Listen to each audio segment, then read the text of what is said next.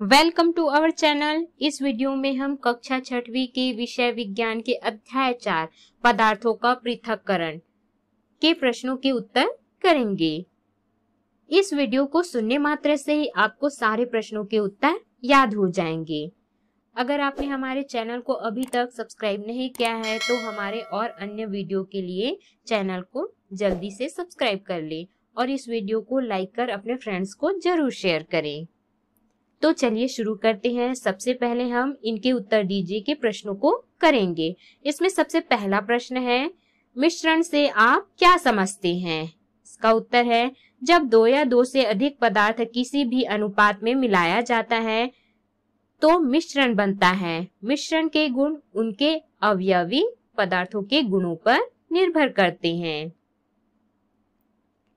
प्रश्न दूसरा है, पृथक्करण किसे कहते हैं? इसका उत्तर है, उचित विधि या विधियों का उपयोग करके किसी मिश्रण के विभिन्न अवयवों को पृथक किया जा सकता है, इसे पृथक्करण कहते हैं। प्रश्न तीसरा है, पृथक्करण की आवश्यकता क्यों है? इसका उत्तर है, पृथक्करण की आवश्यकता निम्नलिखित कारणों से है। पहला है, अवांछनीय अवयवों को हटाने के लिए।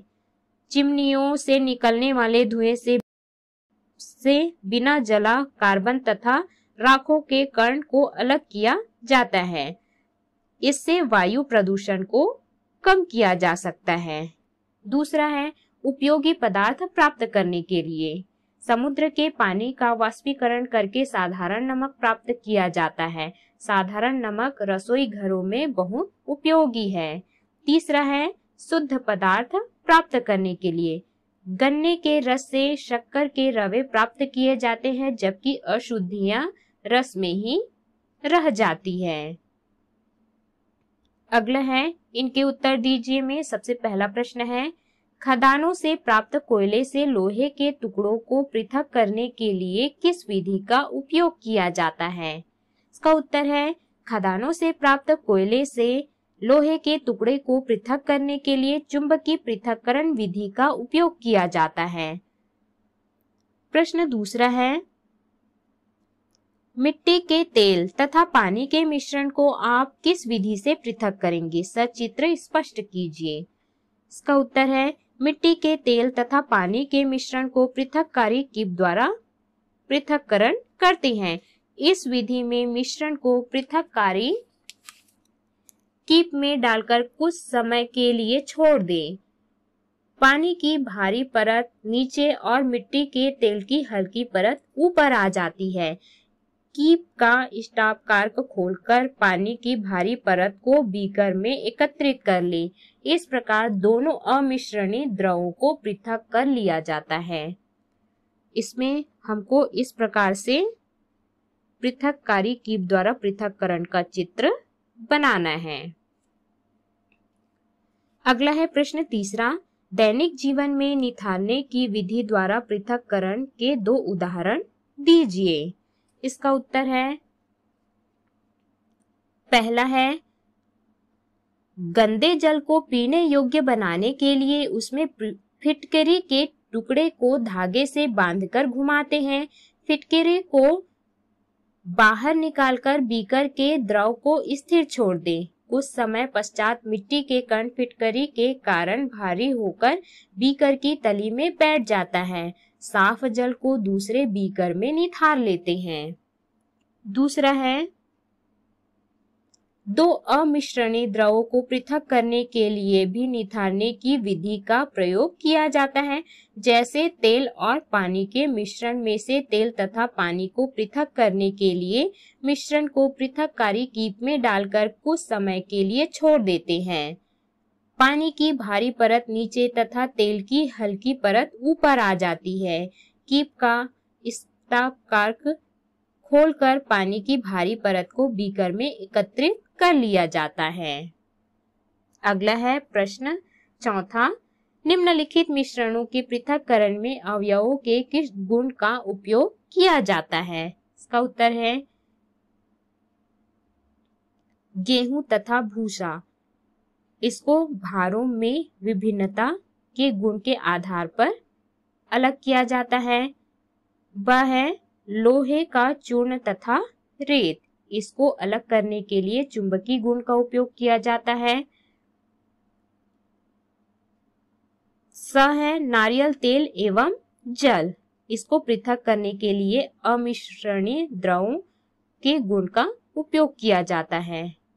चौथा है द है आटा एवं चोकर।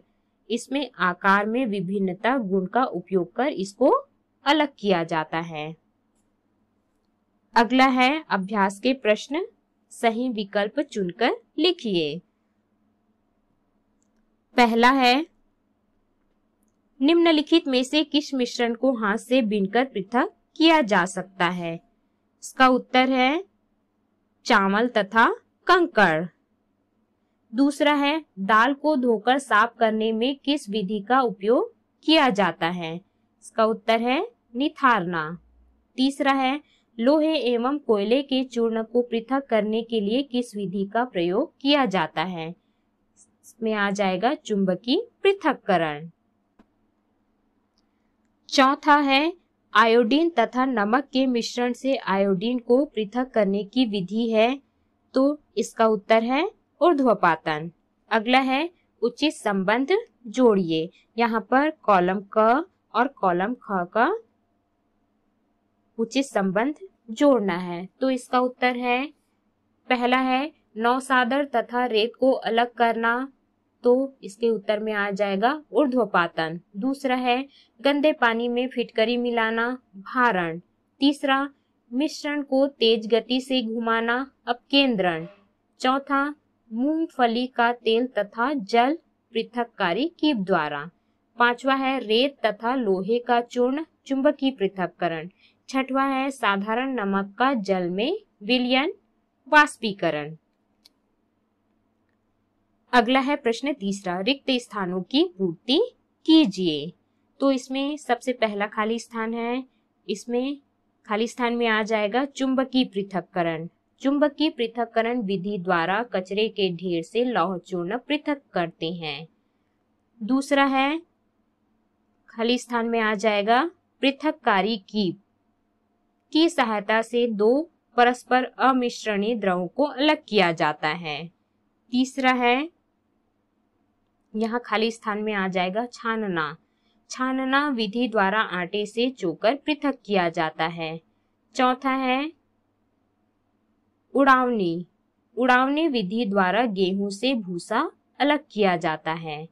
पांचवा है वर्षा के बाद आसमान साफ दिखाई देता है, क्योंकि धूल के कण वर्षा की बूंदों से भारी होकर पृथ्वी पर आ जाते हैं।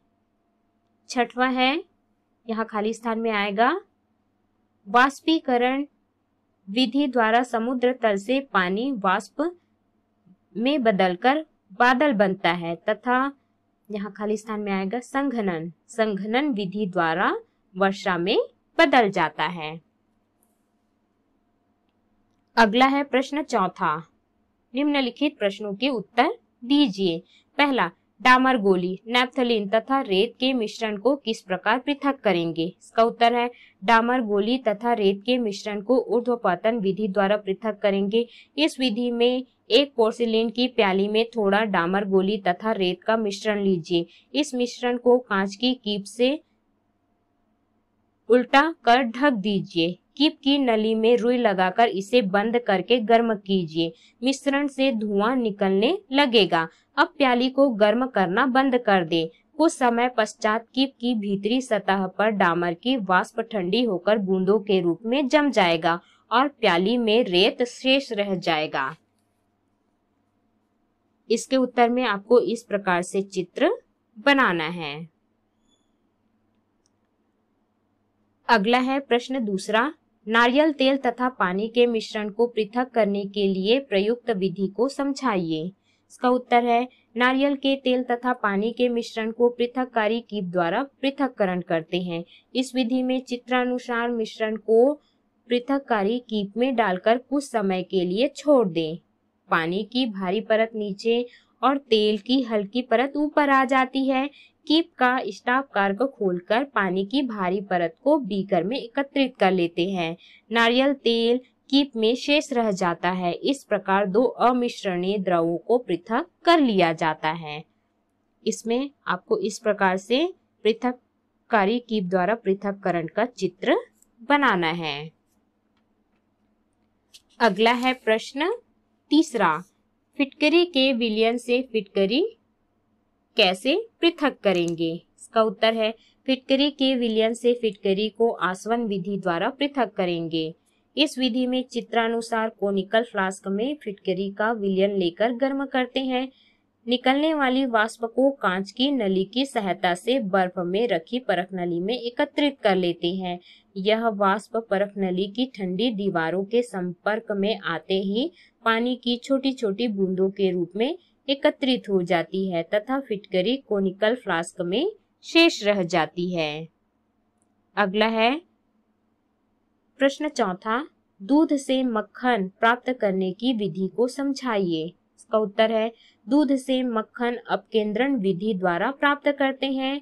इस विधि में दूध को एक परख नली में लेकर उसे अपकेंद्रक मशीन में रख दिया जाता है। अपकेंद्रक मशीन को घुमाने पर मक्खन पर एक बल कार्य करता है जो उसे दूध से अलग कर देता है। मक्खन हल्का होने के कारण ऊपर तैरने लगता है जिसे पृथक कर लिया जाता है। अगला है प्रश्न पांचवा, निम्नलिखित मिश्रणों के पृथक्करण में अवयवों के किस गुण का उपयोग किया जाता है? इसका आपको बताना है कि किस गुण का प्रयोग किया जाता है। तो इसका उत्तर है पहला है अ, नमक तथा चाक का पाउडर, इसमें विलेयता गुण का उपयोग किया जाता है।